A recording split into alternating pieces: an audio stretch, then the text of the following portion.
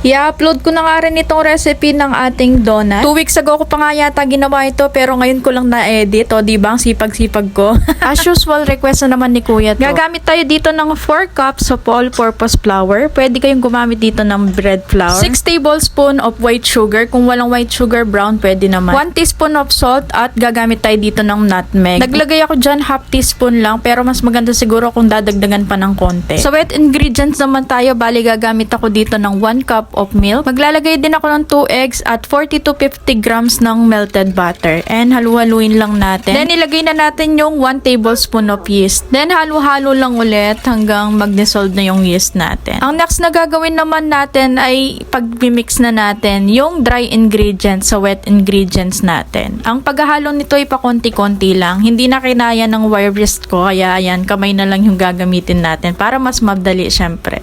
Ayan, kung basa pa nga yung dough nyo, pwede nyong lagyan ng harina yan. Hanggang sa hindi na nga siya magdikit sa ating bowl. So, ayan, maglalagay na rin ako dito ng oil tapos ko nang namasa. And ire-rest natin ito ng mga 1 to 2 hours. Hanggang maging double yung size niya. Ayan, naging double na nga yung size niya.